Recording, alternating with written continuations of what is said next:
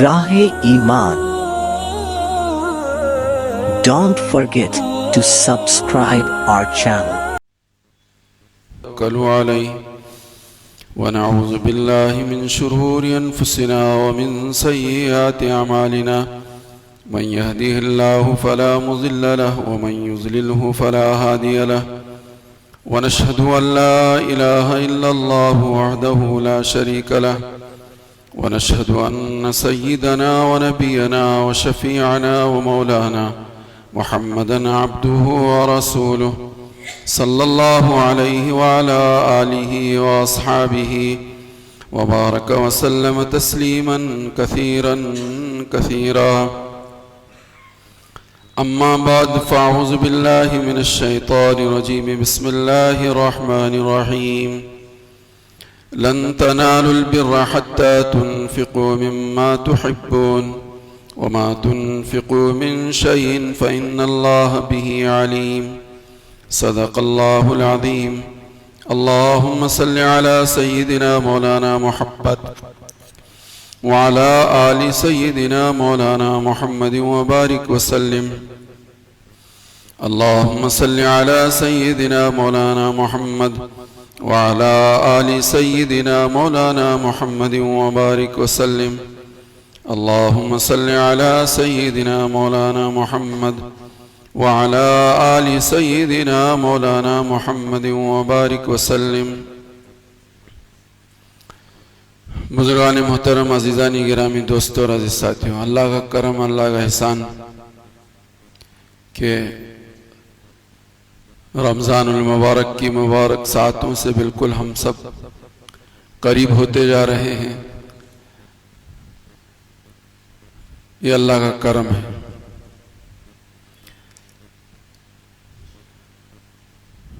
دعا ہے کہ اللہ پاک ہم سب کو اس کی صحیح معنوں میں قدردانی کی توفیق نصیب فرمائے. اس کی قدردانی میں یہ ہے کہ ابھی سے ہم اپنے آپ کو بھی اور جن حضرات کو ہم تیار کر سکتے ہیں تیار کرنے کی کوشش کریں کہ یہ مبارک مہینہ جو ہے یہ وہ مہینہ ہے کہ دنیا کی دولت سمیٹنے کا مہینہ نہیں ہے، بلکہ آخرت اور مرنے کے بعد کام آنے والی اور جنت میں درجات کے بلند کرنے والی چیزوں کے خریدنے کا یہ مہینہ ہے، حاصل کرنے کا یہ مہینہ ہے. اس سلسلے میں حضرت محمد رسول اللہ صلی اللہ علیہ وآلہ وسلم سے جو منقول ہیں وہ 3 خصوصیت کے ساتھ اعمال منقول ہیں. ایک تو یہ ہے کہ حضرت محمد رسول اللہ صلی اللہ علیہ وسلم رمضان کے مبارک مہینے میں اللہ کے سامنے خوب رویا کرتے تھے. تو رمضان کے مبارک مہینے میں اپنے گناہوں کو یاد کرنا، ندامت کے آنسو بہانا، اپنی جلوتوں اور خلوتوں کو یاد کرنا، اجتماعی اور انفرادی جو کمیاں کوتاہیاں ہوئی ہیں اس کو یاد کرنا، اور اس کو یاد کر کے خدا کے سامنے اپنے آنسو ٹپکانا، یہ بہت زیادہ ہونا چاہیے رمضان کے مبارک مہینے میں. اللہ مجھے بھی آپ کو بھی سب کو توفیق دے. کم سے کم ہر نماز کے بعد 10 منٹ، رات کی تنہائیوں میں کم سے کم 15 منٹ ہم ابھی سے ذہن اپنا بنا لیں کہ ہمیں دعاؤں میں لگانا ہے. ہر نماز کے بعد 5-10 منٹ رات کی تنہائیوں میں جب کوئی نہ ہو اس وقت 10-15 منٹ ہم ابھی سے اپنا ذہن بنائیں اور اس کا نظام بنائیں، تو پھر یہ شکل صورت ہم سب کے لیے آسان ہوگی. بر وقت اگر کوئی چیز ہم کرنا چاہیں گے تو پہلے سے چونکہ ذہن تیار نہیں ہوتا، نظام بنا ہوا نہیں رہتا، تو پھر بعد میں مشکل ہوتا ہے. تو ابھی 10-15 دن ہیں ہمارے پاس، ہم اپنا نظام اور سسٹم ایسا بنائیں کہ جس میں ہم اس کے لیے اپنا وقت فارغ کریں. دوسری چیز، حضور علیہ السلام بہت کثرت کے ساتھ اپنے آپ کو عبادت میں مشغول کرتے تھے، اور عبادتوں میں سب سے زیادہ قرآن کریم کی تلاوت، سب سے زیادہ قرآن کریم کی تلاوت. رمضان کا مبارک مہینہ قرآن کا مہینہ ہے. رمضان کے مبارک مہینے کو جو کچھ فضیلت ملی وہ قرآن کی وجہ سے ملی ہے، قرآن کی وجہ سے ملی ہے۔ میرا اور آپ کا قرآن کو ہاتھ ہی نہیں لگتا، اور رمضان جس کا قرآن کو ہاتھ ہی نہیں لگتا، کیا رمضان آیا اور کیا گیا رمضان۔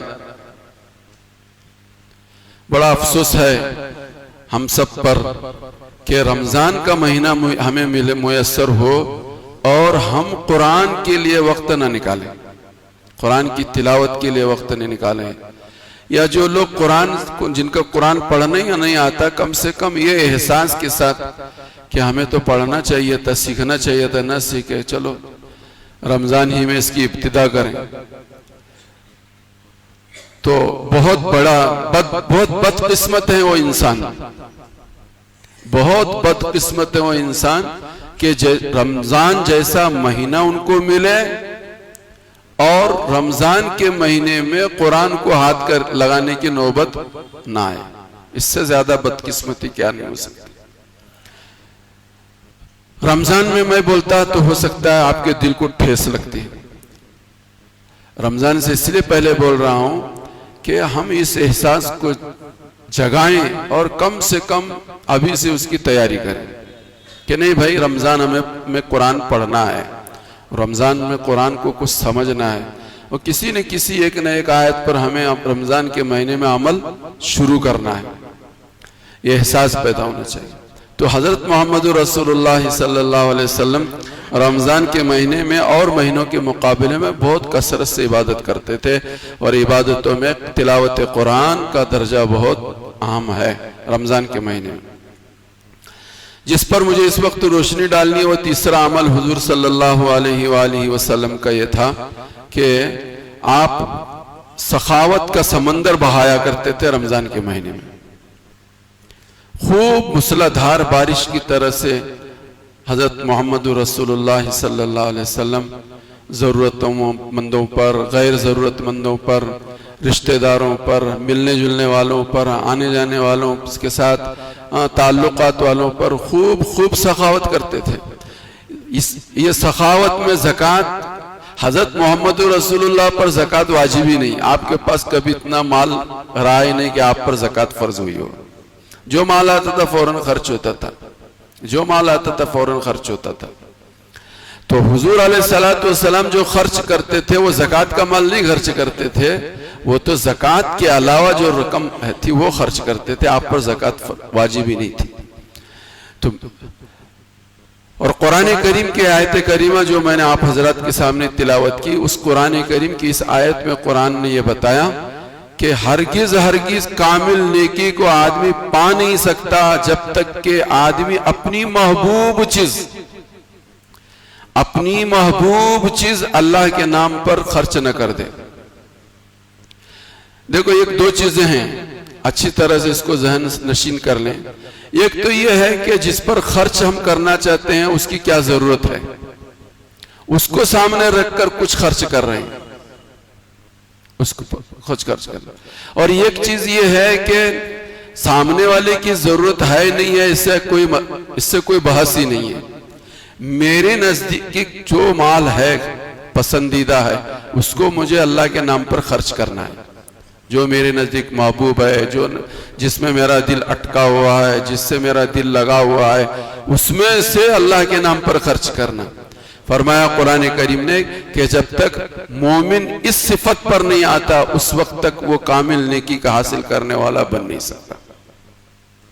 جو ہمیں پسند ہے وہ چیز خرچ کرو، لن تنالوا، ہرگز تم نیکی کو حاصل نہیں کر سکتے، لن تنالوا البر حتی تنفقوا مما تحبون، جو تم کو پسند ہے، جو مال تمہیں پسند ہے۔ سمجھانے کے لیے کچھ واقعات آپ حضرات کی خدمت میں۔ جب یہ قرآن کریم کی آیت کریمہ نازل ہوئی تو انصار مدینہ میں مالدار صحابہ میں حضرت ابو طلحہ تھے۔ حضرت ابو طلحہ یہ مالدار انصار مدینہ میں صحابی تھے، اور بھی تھے لیکن انصار مدینہ میں ابو طلحہ رضی اللہ تعالیٰ عنہ یہ بہت مشہور صحابی تھے۔ ان کے جہاں اور باغ تھے، ایک باغ تھا جس باغ کا نام تھا بیرحا، جو مسجد نبوی حضور کے زمانے میں جو مسجد نبوی تھی بالکل اس کے سامنے یہ باغ تھا. آج کل جو یہ باغ جو ہے یہ جگہ جو ہے جہاں باب مجید جس دروازے پر لکھا ہوا مسجد نبوی کے باب مجید وہ دروازہ اسی جگہ ہے جہاں بیرحا باغ حضرت ابو طلحہ کا تھا. اور اس کے سامنے آج کل منزل استفا آج بلڈنگ بنی ہوئی ہے جہاں زائرین مدینہ کو رکایا جاتا ہے. بلڈنگ ہے یہ اس نام سے. بہت سارے بلڈنگ اگل بغل دائیں بائیں ہیں, ان میں ایک بلڈنگ یہ ہے. یہ بلڈنگ بھی اسی باغ میں بنی ہوئی ہے. تو یہ باغ حضرت ابو طلحہ کو سب سے زیادہ اپنے باغوں میں سب سے زیادہ پسندیدہ یہ باغ تھا. اور حضور کو بھی اس سے بہت مناسبت تھی. حضور بھی اس باغ میں جاتے تھے. اس کے کنویں کا پانی میٹھا تھا, وہ کنویں کا پانی پیتے تھے. حضور یہاں جاتے تھے. جب قرآن کریم کی آیت کریمہ نازل ہوئی تو حضور کی خدمت میں حضرت ابو طلحہ تشریف لائے اور فرمائے گیا, یا رسول اللہ, میں نے اپنے مال پر نظر ڈالی اور میرے مالوں میں سب سے زیادہ میرا دل جو لگا ہوا ہے, اٹکا ہوا ہے, وہ یہ باغ ہے. یہ آپ کے حوالے کرتا ہوں, آپ جہاں چاہے اس کو خرچ کریں. تو حضرت محمد رسول اللہ صلی اللہ علیہ وسلم نے قبول فرمایا, اس باغ کو حاصل فرمایا اور یہ فرمایا کہ میں یہ چاہتا ہوں کہ یہ باغ تمہارے ہی رشتہ داروں میں تقسیم ہو, تمہارے ہی رشتہ داروں میں تقسیم ہو. سب سے زیادہ بہترین مال اور سب سے زیادہ قریبی رشتہ دار, سب سے زیادہ بہترین مال کو سرکار نے حضرت ابو طلحہ کے ان کے چچیرے بھائیوں میں تقسیم کر دیا. چچا کے لڑکوں میں, چچیرے بھائیوں میں وہ سارا مال باغ تقسیم کر دیا. تو ایک مثال ہے یہ کہ ضرورت اس بات کی ہے کہ رمضان کے مبارک مہینے میں ہم سب اپنے قریبی رشتہ داروں کو تلاش کریں اور ان کی ضرورتوں کو سامنے رکھ کر اپنے محبوب مال کو ان کے اوپر لگانے کی کوشش کریں. حضرت زید بن حارثہ رضی اللہ تعالیٰ عنہ کے پاس ایک گھوڑا تھا. زید بن حارثہ حضور کے منہ بولے بیٹے تھے, زید بن حارثہ. تو وہ حضور کی خدمت میں آئے کہ یا رسول اللہ, میں نے اپنے مال کا جائزہ لیا, مجھے سب سے زیادہ جو دل لگا ہوا ہے میرے مال میں وہ یہ گھوڑا ہے. گھوڑا بہت شاندار ہے اور مجھے اس سے بہت محبت ہے اور یہ میرے نزدیک بہت زیادہ پسندیدہ ہے. میں اسی کو اللہ کے راہ میں آپ کے حوالے کرنا چاہتا ہوں. تو حضور علیہ السلام نے بہت دعائیں دی زید بن حارثہ کو, اور وہ گھوڑا لیا اور انہی کے بیٹے کو اسامہ بن زید بن حارثہ کو دیا. باپ سے لیا اور بیٹے کو دیا. باپ کا گھوڑا تھا, باپ نے حضور کے حوالے کر دیا اللہ کے نام پر اس آیت کریمہ کے نازل ہونے کے. وہ گھوڑے کی ضرورت تھی بیٹے کو, تو حضور علیہ السلام نے وہ گھوڑا بیٹے کو دے دیا. حضرت زید بن حارثہ کو ذرا دل میں یہ لگی کہ ہمارا مال, میرا مال میرے ہی گھر آ گیا. تو حضور نے تسلی دلائی کہ بھئی تم نے جس نیت سے خرچ کیا تھا اللہ نے اس کو قبول کر لیا, وہ تمہارا قبول بھی ہو گیا. جس نیت سے تم کرنا چاہتے تھے وہ تمہیں مل گئی. اور یہ عام کے عام انگٹھلیوں کے نام ہیں, حضور نے ان کے بیٹے کو دے دیا. حضرت عمر رضی اللہ تعالیٰ عنہ کے پاس جب یہ آیت کریمہ آئی, انہوں نے اپنے مال کا جائزہ لیا تو ان کے نزدیک ایک باندی تھی جو وہ بہت زیادہ ان کو محبوب تھی, وہ باندی. تو فرمایا کہ حضور کی خدمت میں پہنچے اور فرمایا, یا رسول اللہ, میرے مال میں سب سے زیادہ مجھے محبت جو ہے اس باندی سے ہے, یہ اللہ کے نام پر اس کو آج میں آزاد کرتا ہوں. آزاد کیا. حضرت عبداللہ کی بھی ایک باندی تھی, حضرت عبداللہ ابن عمر کی, جن کا رات میں نے واقعہ سنایا. انہوں نے کہا مجھے میرے مال میں سب سے زیادہ مجھے میری باندی سے محبت ہے. حضور کی خدمت میں پہنچے اور پہنچایا اور فرمایا, یا رسول اللہ, میں اس کو آزاد کرنا چاہتا ہوں. آزاد کر دیا. تو میرے بھائیوں, بزرگوں, دوستو, ایک تو یہ ہے کہ ضرورت مندوں کی ضرورت کو پورا کرنے کے لیے اپنے بچے ہوئے مال میں سے خرچ کرنا, اپنے بچے ہوئے زائد مال میں سے خرچ کرنا, یا زکوٰۃ میں سے خرچ کرنا, یا صدقے میں سے خرچ کرنا. اور یہ ہے کہ ہماری ضرورت کی چیز ہے, ہمارا دل اس میں اٹکا ہوا ہے, ہمیں ان سے محبت ہے, اور پھر اس کو اللہ کے لیے خرچ کرنا, یہ بہت بڑی بات ہے. اسی کو قرآن کریم نے کہا, لن تنالوا البر حتى تنفقوا مما تحبون, جو تمہیں پسند ہے اس مال کو خرچ کرو اللہ کے لیے.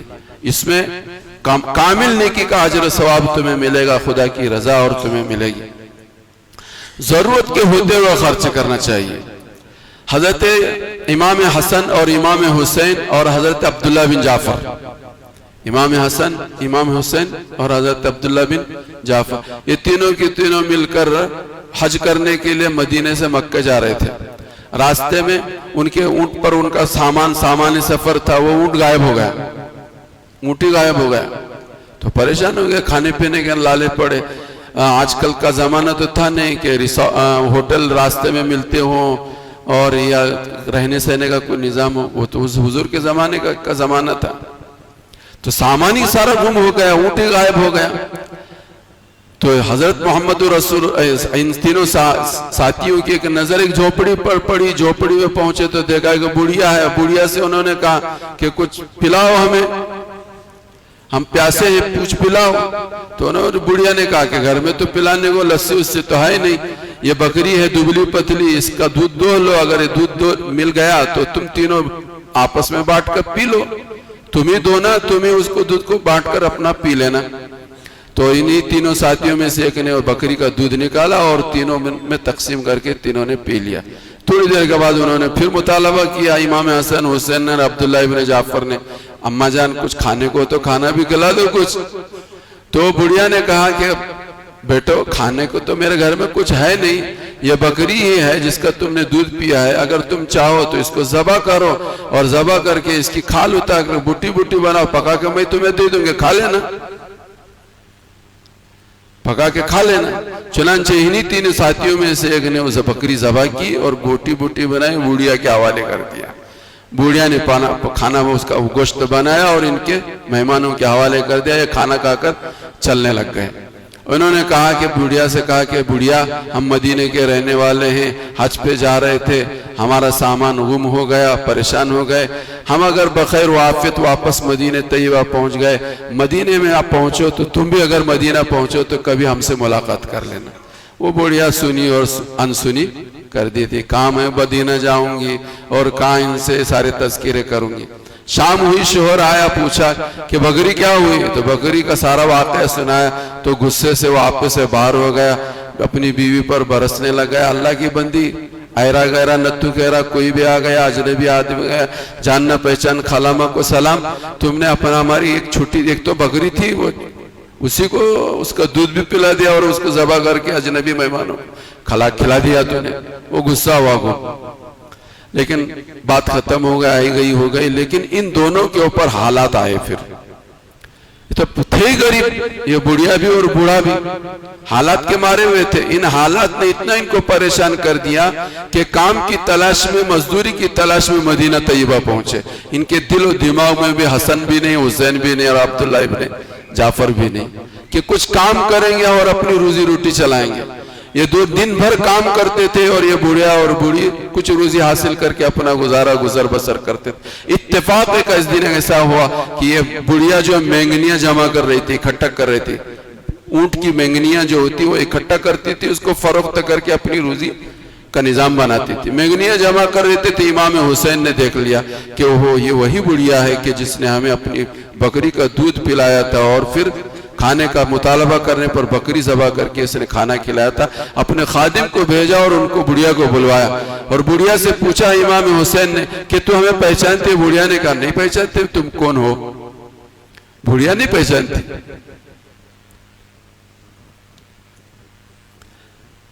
تو حضرت امام حسین نے پھر اپنا تعارف کرایا، میں وہ ہوں کہ تمہارے گھر پہنچے تھے، تمہاری جھوپڑی میں گئے تھے، تم نے بکری پیش کیا تھا، دودھ پیا تھا، ہم نے دودھ پیا تھا اور پھر ہم نے کھانے کا مطالبہ کیا تھا، تم نے بکری ذبح کر کے ہمیں کھلایا تھا، تم جانتی ہو، یاد ہے نہیں یاد ہے؟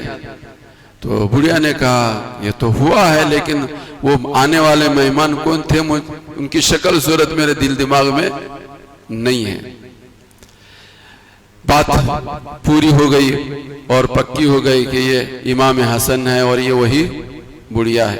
حضرت امام حسن نے کہا کہ میری طرف سے تمہیں 1000 دینار اور 1000 بکریاں، 1000 دینار اور 1000 بکریاں، اور ایک خادم سے کہا کہ اس بڑھیا کو میرے چھوٹے بھائی امام حسین کے پاس لے جاؤ۔ خادم کے ساتھ بھیجا امام حسین کے پاس. یہ وہ میزبان ہے جس نے ہمیں دودھ پلایا تھا, جس نے ہمیں بکری ذبح کر کے کھلایا تھا, یہ وہ میزبان ہے, آج تمہارے گھر ہم پہنچا رہے ہیں. چنانچہ وہ خادم حضرت امام حسین کے پاس, امام حسین چھوٹے بھائی, امام حسن بڑے بھائی, ان کے پاس پہنچے تو انہوں نے بھی 1000 دینار اور 1000 بکریاں دی. 2000 بکریاں ہو گئی, 2000 دینار ہو گئے. اور امام حسین نے اپنا خادم دیا کہ جاؤ ان کو حضرت عبداللہ بن جعفر کے پاس اس بڑھیا کو لے کر جاؤ. حضرت عبداللہ بن جعفر کے پاس لے کر گئے تو حضرت عبداللہ بن جعفر نے پوچھا کہ بڑھیا میرے ان دونوں بھائیوں نے تجھے کیا دیا؟ تو انہوں نے کہا اس نے 1000 دینار دیے, 1000 بکریاں دیے, اور اس نے 1000 بکریاں اور 1000 دینار دیے. اللہ کی بندی تو سب سے پہلے میرے پاس آتی تو میں تجھے بہت دیتا, تجھے میں بہت دیتا. یہ کہہ کر حضرت عبداللہ ابن جعفر نے 2000 دینار دیے اور 2000 بکریاں دی. 2000 دینار اور 2000 بکریاں دی. کتنے ہو گئے؟ 4000 بکریاں اور 4000 دینار. لینا نہیں ہم کو معلوم, ہم کو اللہ سے لینا معلوم نہیں ہے. ہم یہ چاہتے ہیں کہ ڈگری سے حاصل کریں اور بکری سے حاصل کریں اور کیسے حاصل کریں. لینے کا راستہ, اللہ سے لینے کا راستہ یہ ہے. 4000 دینار اور 4000 بکریاں لے کر 4000 دینار اور 4000 بکریاں شوہر کی خدمت میں پہنچی اور شوہر کو جا کر یہ کہا یہ تمہاری وہ دبلی بکری کہ جس کے ذبح کر کے کھلانے پر تم مجھ پر برس پڑے تھے, یہ اس کا بدل ہے, یہ اس کا بدل ہے. 4000 بکریاں ہیں اور 4000 دینار ہیں. مجھے اس وقت آپ حضرات کی خدمت میں یہ بات کہنی ہے کہ رمضان کے شروع ہونے میں چند دن الحمدللہ باقی ہیں. ضرورت اس بات کی ہے کہ ہم اس وقت اپنے رشتہ داروں میں, اپنے ملنے جلنے والوں میں, اپنے اٹھنے بیٹھنے والوں میں, اپنے دوستوں میں, اپنے اگل بغل میں رہنے والوں میں ایسے لوگوں کو تلاش کرو, اور ان لوگوں میں ان لوگوں کو تلاش کرو جن کا دین سے سمبند ہے, جن کا دین سے رشتہ ہے, جو مسجد والے ہیں, جو قرآن والے ہیں, جو اللہ کو خوش کرنے والے ہیں اور فکر آخرت رکھتے ہیں. رمضان سے ان کو کچھ سمبند ہے, رمضان میں کچھ کرنا چاہتے ہیں, وہ رمضان میں کچھ کرنا. ابھی ہم ایک جگہ گئے ہوئے تھے کہ ملاقات ہوئی تو رمضان کا مہینہ ہے, بولے کہ رمضان کا مہینہ تو ہے لیکن میں گونڈی کام کرتا ہوں, روزانہ دن میں جاتا ہوں اور رات میں آتا ہوں. تو ایک گوکاک رامدرگ کے مدرسے میں وہ رات کی نائٹ ڈیوٹی کرتا ہے, وہ آدمی رات میں نائٹ ڈیوٹی کرتا ہے اور دن میں گونڈی کا کام کرنے کے لیے جاتا ہے. تو ہم نے اسے کہا کہ اللہ کے بندے جو تجھے گونڈی کے کام کرنے پر جو مہینہ بھر تجھے ملتا ہے وہ تجھے ہم مہینہ بھر تنخواہ دیں گے تجھے, تو یہی مدرسے میں رمضان میں گونڈی کے کام پہ نہیں جانا, تو نہیں جانا, یہی مدرسے میں رہنا, مدرسے کی رکھوالی کرنا. جو تجھے گونڈی کا کام کرنے پر سال مہینے بھر میں ملتا تھا وہ تجھے یہاں تنخواہ دیں گے, تو تیار ہو جاؤ. یہ تو اس سے بڑھیا کیا ہو سکتا ہے. وہ تو وہاں محنت مزدوری دھوپ میں گرمی میں تپش میں کام کرنے سے بہتر ہے کہ مدرسے کی چوکٹ پر بیٹھے رہیں گے, نگرانی کرتے رہیں گے کون آ رہا ہے کون جا رہا ہے. تو ایسے لوگوں کو تلاش کرنا اور ان کا تعاون کرنا جن کو رمضان سے کچھ سمجھ, وہ لوگ باقی ان کو بھی ثواب ہے. مسلمان ہیں, نماز پڑھتے ہو نہ پڑھتے ہو, روزہ رکھتے ہو نہ رکھتے ہو, ان کو بھی دو گے تو تمہیں دینے کا ثواب ملے گا. بلکہ علماء نے یہ بات لکھی ہے کہ کسی غیر مسلم بے ایمان کو بھی تم اپنا جان مال لگاؤ گے, اس پر بھی تمہیں اجر و ثواب ملے گا. لیکن اس وقت ضرورت اس بات کی, رمضان جو ہے یہ رمضان جو ہے گرمی کا موسم ہے, حالات جیسے بھی ہیں آپ سب جانتے ہیں. ایسے زمانے میں ان کا کام, ان کے بوجھ ان کا ہلکا ہو جائے, اس کے لیے ہم دائیں بائیں اگل بغل والوں کے لوگوں کو تلاش کریں, ان کو کچھ چھٹی وٹی مل جائے, رمضان میں ان کا وقت زیادہ سے زیادہ مسجد کی 4 دیواری میں گزر جائے, قرآن سے وہ وابستہ ہو جائیں, دین کی بات سننے والے بن جائیں, دین کا کام کرنے والے بن جائیں. رمضان کا ایک ماحول رہتا ہے، اس ماحول میں وہ فارغ ہو جائیں اور ہماری رقم ان کے اوپر خرچ ہو جائے اور ان کے ایمان میں اضافہ ہو جائے۔ اس کے لیے ضرورت اس بات کی ہے کہ ان 15 دنوں کے اندر ہم اپنے اگل بغل میں تلاش کریں، رشتہ داروں میں، دوستوں میں، ہم ملنے جلنے والوں کو تلاش کریں اور اپنی رقم ان کے اوپر خرچ کریں، ان کو فارغ کر دیں رمضان کے مبارک مہینے میں عبادت کے لیے، تو انشاءاللہ ان کی ہوئی عبادتوں کا اجر و ثواب بھی مجھے اور آپ کو ملے گا۔ بقیہ زکوٰۃ ہے، صدقات واجبہ ہیں، یہ تو اپنی جگہ پر ہے، اس کو تو خرچ کرنا ہی کرنا ہے۔ نفلی روز صدقات کے تعلق سے میں نے آپ حضرات کی خدمت میں مختصر سی گفتگو کی، اسی کو قرآن کریم نے کہا لن تنالوا البر حتی تنفقوا مما تحبون۔ اس واقعے میں ایک بات یہ بھی سمجھنے کی، یہ حضرت عبداللہ ابن جعفر نے اور حضرت امام حسن نے اور امام حسن نے دیا، یہ دیا ہوا بڑا ہے یا وہ بڑھیا نے جو دیا تھا بکری، وہ اس کا درجہ بڑا ہے؟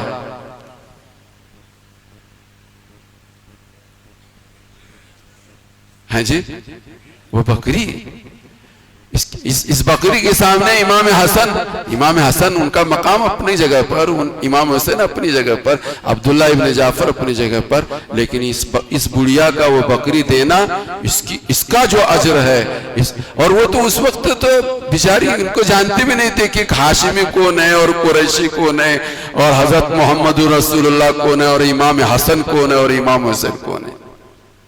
اس کا مقام بہت اونچا ہے۔